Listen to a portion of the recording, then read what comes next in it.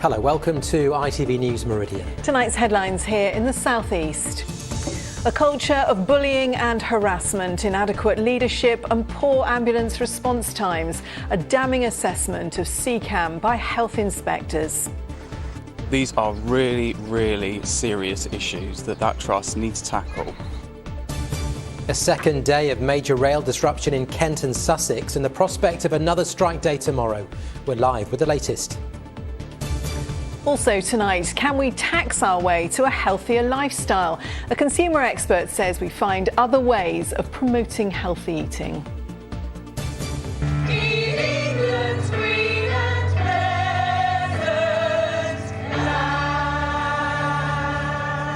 And taking to the stage for Mark, the performer who's inspired his Brighton Theatre Company's latest production. Good evening. Bullying, harassment and staff too scared to speak out. The shocking findings of a report into the culture and leadership of the South East Coast Ambulance Service, which has been rated as inadequate by the Care Quality Commission. An inspection in February followed a high number of concerns raised by whistleblowers at the ambulance service, which covers Kent, Sussex and Surrey. Inspectors also found the leadership team was not always aware of the risks faced by patients. Well, our reporter Tony Green is at the SEACAM headquarters in Crawley. Tony, frontline staff are being praised in this report and concern is very much about the leadership of the trust. Well, that's right. There are concerns about performance at the Trust. Ambulances aren't meeting any of their response time targets. But inspectors praised those frontline staff, saying they were doing their very best to provide safe care.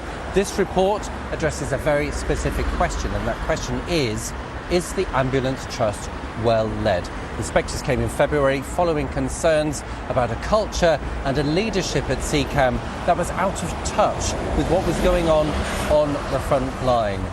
People thought that those concerns weren't being listened to, and what they were concerned about was becoming normalised. So what were those negative aspects referred to in the report? Well, they're pretty damning. They are listed as bullying, harassment, inappropriate sexualised behaviour, and not all staff thought that when concerns were raised, those concerns were heard, acted upon at every level of the organisation equally. This from the trade union Unison. This has been an issue that has been ongoing for some time, that has been brought up by trade unions to this trust. However, I think this report has really brought home the seriousness of these allegations that are coming from members of staff. These staff need to be protected by their employer, and SEACAM really need to step up to put steps in place to be able to protect them. So Tony, all of this sounds slightly familiar. Have we been here before? We have. Bullying was one of the reasons why SEACAM was placed in special measures in 2016. It was eventually rated as good 3 years later, but it seems that some of those old problems have resurfaced. So have we actually heard from SEACAM today? Well, despite knowing that the report was going to be published today, SEACAM hasn't offered any interviews today. Instead, they've issued a statement from their interim chief executive, who says it's clear from this report that SEACAM has a long way to go to ensure that our staff feel properly supported to perform their roles. The whole leadership team is committed to doing everything they can to make SEACAM a better place to work, so that our staff are best placed to respond to our patients. Now, as well as looking at leadership, the 111 service was also rated as good. The Emergency Operations Centre was downgraded from good to requires improvement, and the Trust's overall rating has been suspended. There's a new chief executive who starts in 20 days' time. There'll be plenty of work to do. Certainly will. Tony Green, thank you very much for that. Well, earlier I spoke to Deanna Westwood from the Care Quality Commission, who said that the report found the leadership at board level at SEACAM don't have a basic understanding of issues facing frontline staff. Definitely there are some issues with connecting to the front line, and if they're not listening to the issues and they don't hear the issues, then they're not in a position to fix any problems that the front line are facing. It feels a little bit like we'd been here before. A report commissioned by SEACAM back in 2017, an independent report it commissioned itself, highlighted a culture of bullying, harassment, a fear of speaking out among its staff. When is something actually going to be done to change things, do you think? So what we've done is we've raised this with NHS England and NHS Improvement, and we've recommended that they put them in the highest level of support via a recovery support programme, and that should give the Trust the extra support they need to make the required improvements in leadership. We will continue to monitor the service closely. We're going to do some further inspection at some point at the Trust, and we will work with NHS England and NHS Improvement to monitor that over a period of time. But do you sort of share the frustration of many that we seem to get report after report, recommendation after recommendation, and not a great deal of change? Absolutely. And so this is why we've rated them as inadequate. This is why we've recommended that they be put into the recovery support programme so that we can see some of that change and hopefully drive those improvements through. And just give us a little bit more detail, if you would. When you've rated them inadequate, give us some examples. Practically, what does that mean? Where are they falling short? So there were issues around high levels of bullying and harassment, a high number of open grievances. Staff described a disconnect between the board and the staff actually delivering the care. They were worried that raising concerns would impact on their future careers if they continued to bring concerns. So that meant that they didn't raise all the concerns they should have. And they also felt when they did raise concerns that it was a waste of time because they were going unaddressed. The new interim chief executive takes up her position in July. What's going to be top of her to-do list? I think that will need to be a question for her. OK, thank you very much for your time today. We have to leave it there. But Deanna Westwood from the CQC, thank you very much for joining us. Thank you. In other news, a person on a mobility scooter has been left with life-threatening injuries following a crash with a lorry in Eastbourne this morning. The incident happened at around 10 o'clock, just off the Birch roundabout. The victim was taken to hospital by air ambulance. Police are appealing for anyone who saw what happened to come forward. The partner of the Brighton Babes in the Wood killer has failed to appeal her sentence after being jailed for lying in court. Russell Bishop was jailed in 2018 for a minimum of 36 years for the murder of 9-year-old Nicola Fellows and Karen Hadaway in 1986. His partner at the time, Jenny Johnson, was given 6 years last year after it was discovered she had lied about key evidence during the original trial in which Bishop was found not guilty. He then went on to kidnap and throttle a 7-year-old girl shortly after, before a fresh trial was ordered. Rail misery continued for many passengers in Kent today, with some stations closed and services delayed until this afternoon, despite the fact there was no actual strike. Well, only around 60% of trains were running. The reduced service was particularly bad in East Kent because of staffing problems at Network Rail's electrical works, a knock-on effect of yesterday's industrial action. Well, Sarah Saunders is at Deal Station for us now. Sarah, were passengers surprised to find even more disruption today? Yeah, certainly here at Deal this morning there was a steady stream of passengers arriving who simply didn't realise that today's timetable would be so badly affected. Some trains simply started the day in the wrong place. Some overnight staff were completing their industrial action. But Network Rail also explained to us that they had to check the power supply to trains here in East Kent before they could be allowed to start running again. Now that simply created delays. For example, if you wanted to travel London bound from Canterbury today, you couldn't do that until around 12 o'clock this afternoon. If you wanted to travel from here in Deal, well, you couldn't do it until around 1:30, and at a rural station at Aylsham, if you wanted to travel in that direction, you couldn't do it until 3:30 this afternoon, and that simply caught passengers off guard. At this point, I have absolutely no information. I can't even collect my ticket from the machine, a ticket I paid for, but the room is locked. I was here from 9:15 on the off chance that the website was inaccurate. I mean, I could have got there by apparently driving to Faversham and getting the train from there. There was one at 10, but you don't know whether it's accurate or not. When I got here about 10:15, it said the first train was at 1:30, so I've been waiting 2 hours already. I've got another hour and a half, 2 hours to wait. Well, talks between the RMT, between Network Rail and between train operators broke down this afternoon, and the unions say that's because the government is leaning on Network Rail to maintain a very hard line. But that's not exactly what Boris Johnson had to say at Prime Minister's questions today. Why doesn't he do his job, get round the table and get the trains running? Mr. Speaker, we are making sure that we do everything we can to prevent these strikes. As he knows, it is up to the railway companies to negotiate. That is their job. Well, it looks as though we can expect the next industrial action to take place. That's tomorrow and that's on Saturday. And South Eastern have said again, as we've seen today, probably further disruption in the days following it. Sarah Saunders in Deal, thank you very much for that. 2 fishermen died after their life raft failed to inflate when their boat sank off the coast of Sussex. The details of the accident have been outlined in a report today by the Marine Accident Investigation Branch. Crew members Robert Morley and Adam Harper died in the sea off Newhaven in November 2020. Their skipper was rescued by the Coast Guard after he was found clinging to a lifebuoy. Charlotte Wilkins reports from Newhaven, where a memorial to the fishermen now stands. Joanna C's crew were hauling in their fishing gear when a dredge became snagged on a line of whelk pots and the vessel capsized rapidly. Robert Morley was thrown into the water. He and another member of his crew, Adam Harper, didn't survive. Today, a report looking into the tragedy revealed that Robert had been wearing a life jacket, but it was removed by the skipper, who found him entangled in a rope while clinging to a lifebuoy, something his mother, Jackie, found hard to take in. It sort of makes your stomach come up into your mouth, and it's hard to accept now, I suppose.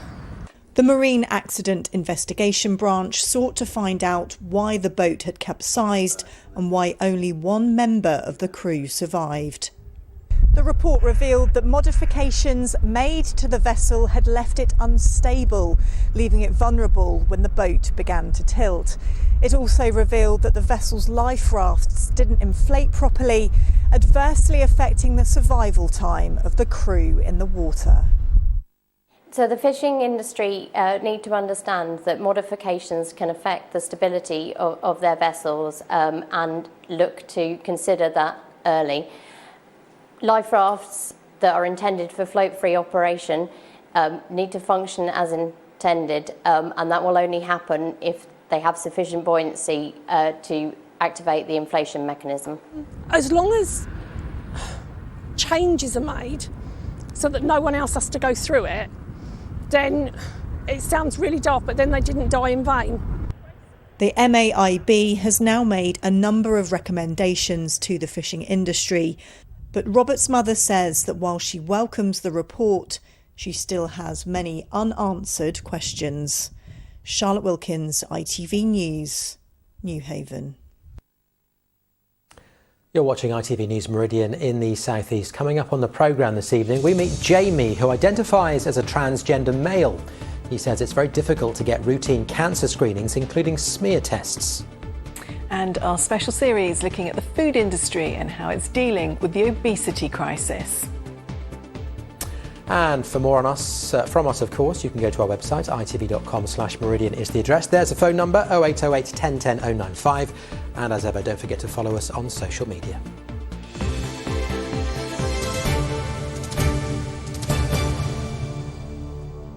Now, the ITV Evening News follows us, of course, this evening with the details. Here's Mary Nightingale. Coming up in the programme, food and petrol fuel, another rise in the inflation rate, now at 9.1%. The Chancellor insists it can be kept under control and says bosses shouldn't hand out big pay rises. But as rail workers prepare for a second strike day, the biggest teaching union warns that it may follow unless the government acts. Also ahead, polio is detected in sewage in London. So just how did it get there and what are the risks? Plus, Glastonbury is back. We'll be live at the festival, hosting fans for the first time in 3 years. Do join me for that and more at 6:30. There are calls for more to be done to make sure transgender people don't slip through the net and miss out on potentially life-saving cancer screenings. At the moment, invites for procedures including cervical and breast cancer checks are sent based on the gender people have registered at their GP surgery. Catherine Walker has more details. 29-year-old Jamie identifies as a trans male. He still has a cervix, and this means he needs routine cancer screenings like smear tests. But he says getting the healthcare he needs can be an uphill battle. I wouldn't get any notification about needing a smear test from the doctors because I'm male and all my papers say male. My nurse had said to me that actually it was a very difficult process to get me to that appointment. So do you think there's enough support for trans people that need screenings? I think just it's not talked about enough, and I think, well, on reflection, if I'd had something really seriously wrong with me, all that time I was waiting, could that have been a big problem? At the moment, trans and non-binary people are only invited to appointments based on the gender they use to register at the doctors. That means a trans man with a cervix won't automatically be invited for a smear test, but a trans woman without a cervix will get invited, even though they don't need one. It's a policy that worries LGBT+ support groups in Crawley. You can feel forgotten, isolated, neglected, and this happens a lot with trans people through the whole of the NHS and issues regarding trans healthcare. And also, if you're not invited for your screening, there's health issues that could go undetected, and it could put people's health at risk or their lives. Doctors like Lisa Phillip are acutely aware of the problem.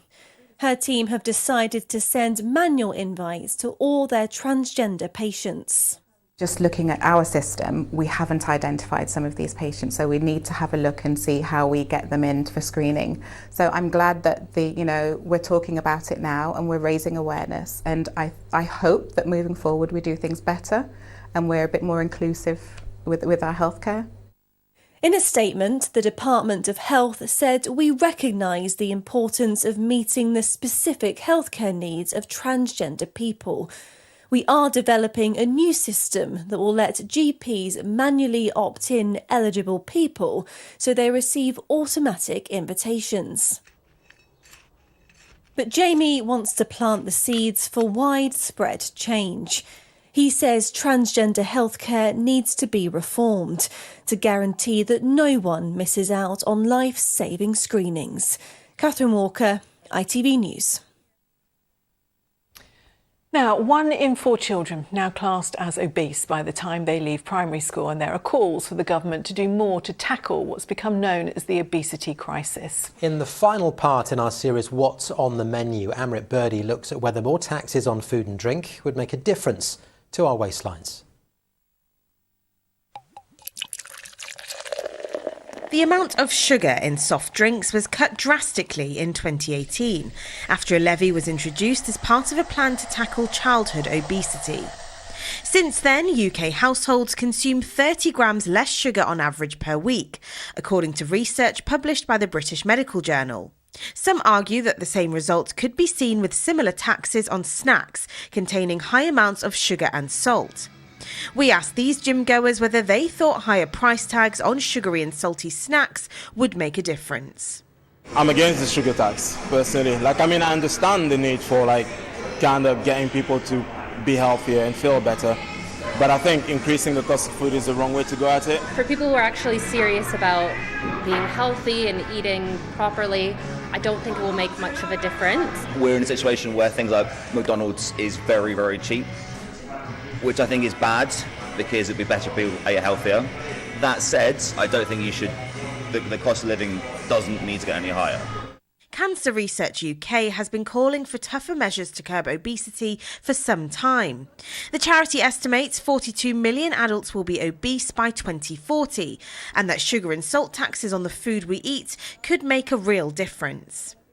Overweight and obesity is the second biggest preventable cause of cancer, linked to almost 20,000 cases of cancer a year. So this is something that we really would like to see government action on.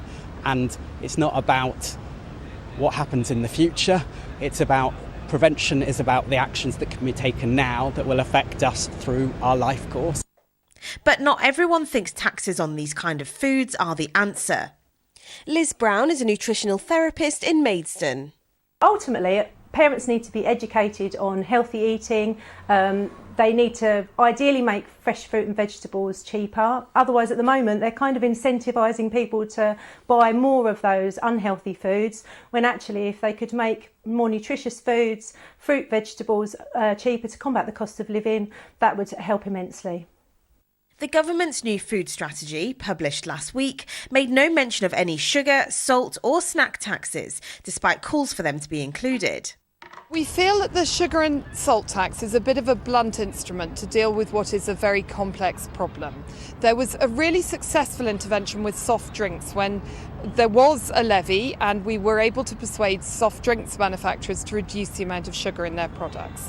What we're doing now, moving on from that, is working with industry, for example on breakfast cereals and yogurts, to reduce the amount of sugar in their products. And on a voluntary basis, we've done that by 13%, which I think is a real win. The government will set out further action on what it describes as levelling up the nation's health through a white paper to be published later on this year. Amrit Birdie, ITV News. Now, as we know, Calendar Girls is a moving story about a group of women raising money in memory of a friend who died from cancer. But a new production in Sussex is particularly poignant.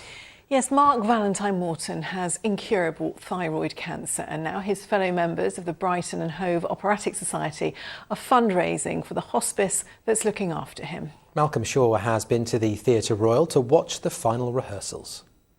Annie, come here. OK, we're going to buy a settee for the relatives' room in memory of your John. Calendar Girls tells the true story of a Women's Institute group in Yorkshire which hits on a surprising fundraising idea when one woman's husband dies from cancer. Well, how are we going to raise the money? By doing a nude calendar. He's so adored in Naples, and the WI decided to come up with it's Chris's idea. It's Chris's idea. She comes up with this fabulous idea to do this nude calendar, which is obviously, a complete different term for the WI. Yeah. So it's to raise money for a new settee in the relatives' room at the hospital where John was, because it's so uncomfortable. It's a particularly poignant production for the Brighton and Hove Operatic Society. Mark Valentine Morton has been one of their members for many years and has appeared in a host of shows. But Mark is now suffering from a rare and incurable form of thyroid cancer. I had a very large operation that took out my larynx because unfortunately the tumour had gone into my larynx. And that meant I'd never be able to sing again. For a while it was touch and go whether I'd ever talk again as well.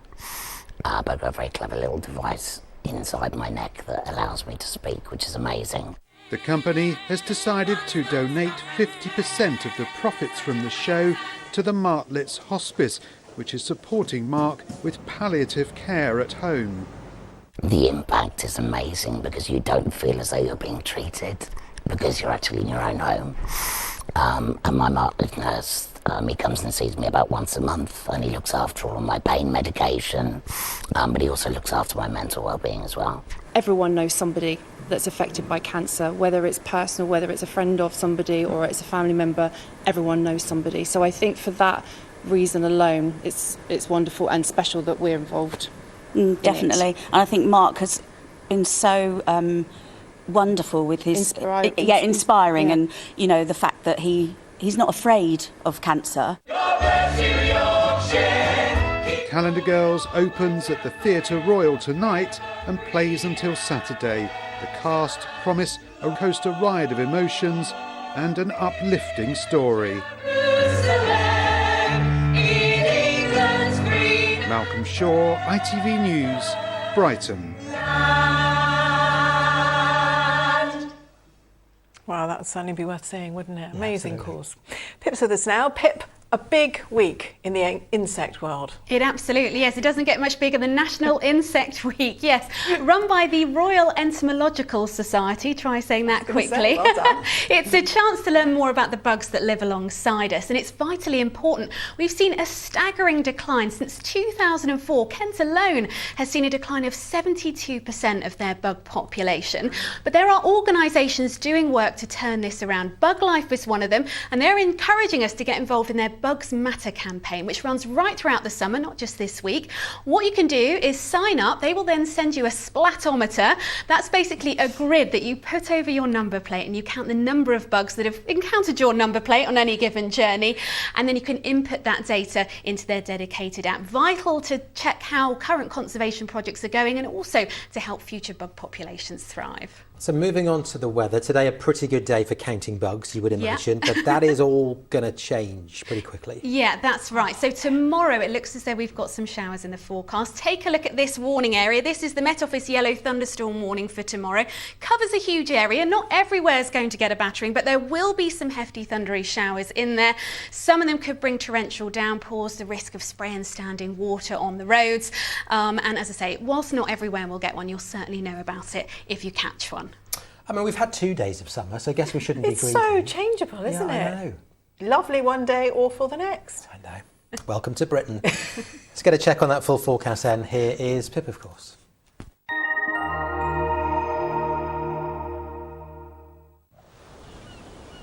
Feels like home, whatever the weather. Valent Boilers and Heat Pumps sponsors ITV Meridian Weather. A thunderstorm warning is looming then. That comes into force tomorrow morning, and it carries us through into the afternoon as well. Some torrential downpours expected, and the risk of some localised impacts as a result. And it does actually set the tone for the next few days. So keeping a mixture of sunny spells and showers, some of them continuing to be on the thundery side.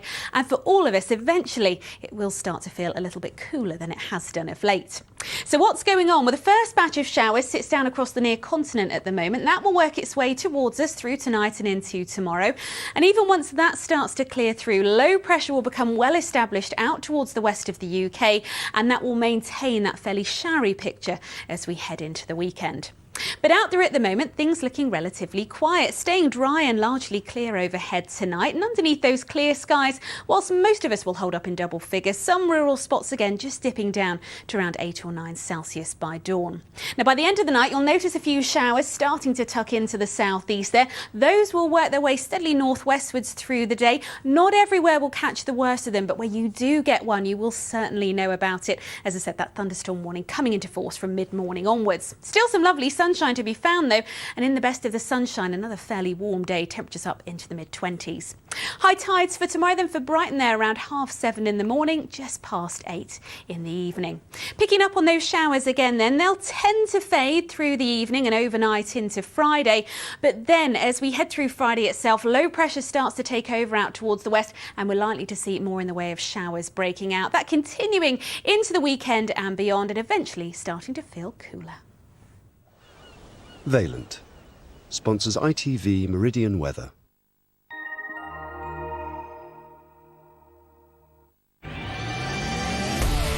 Hello, summer. Piri sponsors ITV Pollen Count.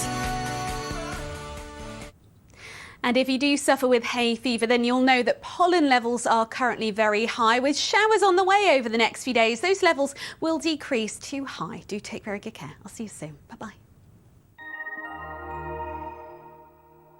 Apparently it is better at the weekend, so it's not all bad news, is it? No. Some Quite bad news. In just a moment, the ITV Evening News with Mary Nightingale. That is it from us for the time being. We are back very soon. Whatever you're doing, have a fantastic evening. Bye for now. Good night.